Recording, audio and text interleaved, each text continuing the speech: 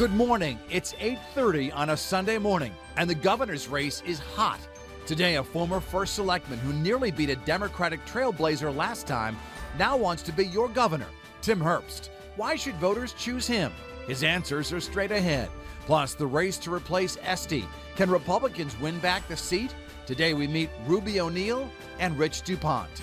Our flashback, 35 years ago this week, a landmark was being built. It's all straight ahead. This Sunday, July 8th, 2018. From Eyewitness News, Connecticut's most watched local political program, this is Face the State.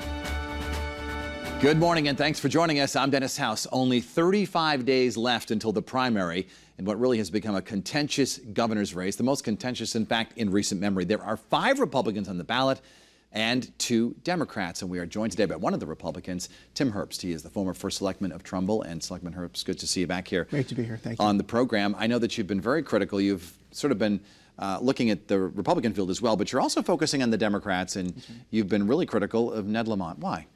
Well, I think that as Republicans, we have to recognize that after 8 years of job-crushing regulations and high taxes, we have to focus on the general, even in the primary. But you've got to focus on the people you need to beat to get to that. Absolutely, and I'm doing that. And I'm the only Republican candidate that challenged all of my opponents to 10 debates, 2 per congressional district.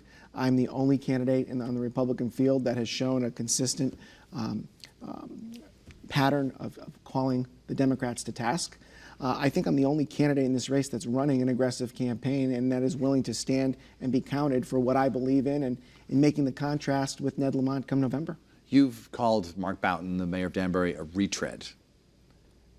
If he's the nominee, yes, are you afraid that that will come back to haunt you?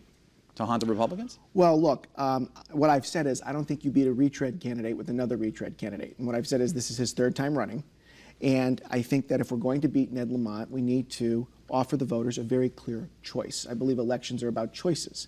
And I believe that given the fact that I'm a proven reformer, a Harvard outsider, who's run competitively statewide, the fact that I'm the youngest person in the race, 37 years old, running on a platform that's focused on the next generation rather than the next election, I believe I provide the most distinct contrast to Ned Lamont and the clearest choice for voters in the fall. If Republicans choose one of the 3 businessmen running, Bob Stefanowski, David Stemmerman, or perhaps Steve Obsitnik, do you think it'll take the state in a different direction than you have planned?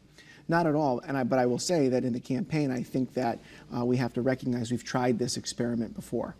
Historically in Connecticut, when we have run self-funders who have never won elections, have never proven an ability to reform government or transform government, it has not ended well. I could point to 4 examples in the last 8 years where that's been proven true. Even when Ned Lamont ran for the United States Senate and for governor, it didn't work. Didn't work for Jack Orchuli or Brooks Johnson. So I believe that I have a proven track record of reforming government, of making it smaller, smarter, delivering tax cuts, reforming pension systems. That's what we need in our next governor. Is that a warning to Republican voters that if they choose one of those 3 businessmen, that they are doomed to defeat? All I would say is this: the definition of insanity is doing the same thing over and over and expecting a different result. I think it's time for Republicans to nominate battle-tested candidates who have been through tough elections, who've won tough elections, and have proven a capacity to reform government in very tough environments. I was the first Republican reelected in my town in 40 years. I carried supermajorities on all my legislative bodies each and every time I ran in Trumbull. I think that's what we're going to need, because we can't reform government and make it smaller and smarter and deliver for the people of the state of Connecticut if we don't win an election. We've got to win the election. What kind of reforms will you make right away if you're elected governor? If I'm elected governor, Dennis, in my first 45 days, I'm going to send a budget repair bill to the Connecticut General Assembly that will include, among other things, comprehensive pension and benefit reform. I'm not going to tell people what they want to hear to win an election. I'm going to tell them what they need to hear to save the state of Connecticut. If we do not deal with this $86 billion problem right out of the gate, which is causing the budget deficit to grow at levels that clearly people's incomes cannot sustain. The next governor will inherit a $5 billion budget deficit. We have to deal with this problem head on. So my first 45 days, there will be a budget repair bill that I will send to the Connecticut General Assembly. That will include pension and benefit reform, but also as part of my tax policy, we have to eliminate the estate tax, eliminate the Social Security tax, cut the unitary tax, do the things that are going to encourage business investment here in the state of Connecticut and keep people here. I know you've said things about changing the DMV and perhaps reducing the number of state employees. Where would you see those reductions coming from? I think we first need to start with completely decentralizing and dismantling the Connecticut Department of Motor Vehicles as we know it. I don't think people should have to call in sick to work to renew their license. I think the Board of Regents of Higher Education here in the state of Connecticut has become a dumping ground for political patronage in our state. I think that we need to completely eliminate it and let our state universities govern themselves the way they know best by insisting upon local control. The DEP and the DOT have demonstrated that they have a lot of administrative excess that I think can be trimmed back. We need to look at our entitlement programs in the state of Connecticut. Welfare is a second chance. It's not a way of life. These are the things that we have to look at if we're going to truly balance our budget, reduce the cost of living, reduce the tax burden, make Connecticut competitive, and keep people here and attract people here. As you know, there have been a few questions about your temperament from time to time, and Jason Marsh, who is the Democratic leader in your town, has been very critical of you. And he was talking about the lawsuit involving your brother-in-law and your family. He says, I think it reflects poorly on his ability to deal with people. I have no reason to suspect that it won't continue if he is residing in the governor's mansion. As you know, there's been some criticism of Governor Malloy's temperament at all. You know, how do you react to statements like that? And there might be more during a campaign. Well, I get criticized by a lot of Democrats, so that's par for the course. And what I will tell you is, when I get criticized, I never get criticized based upon the decisions that I make. And I've made a lot of tough decisions governing.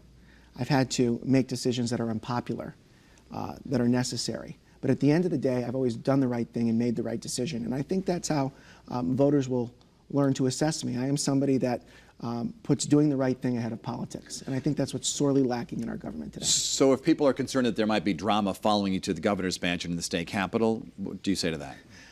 I would say there's plenty of drama there right now. My job is to govern, and my job is to get beyond the rhetoric.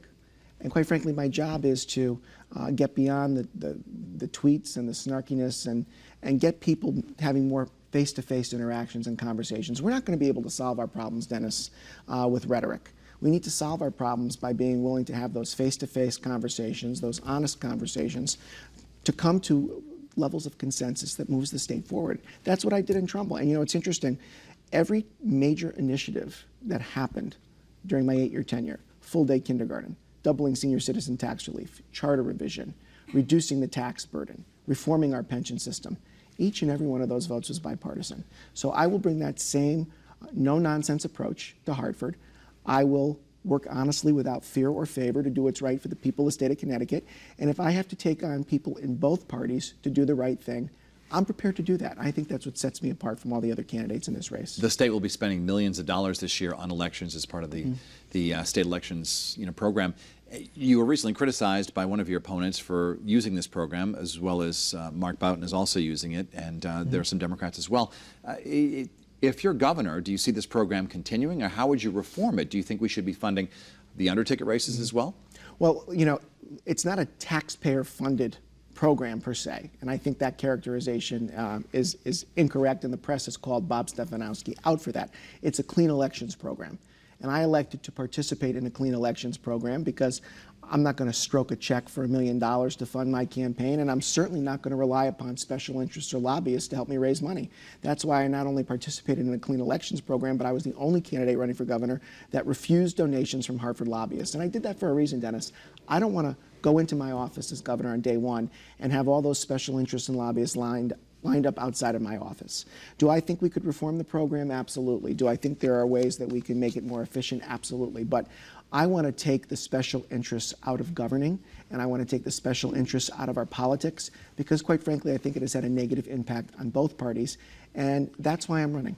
Good enough. All right. Tim Herbst, candidate for governor, Republican. We'll see you on our debate coming up on August 7th right here on Channel 3. Thank you, Dennis. Thank you.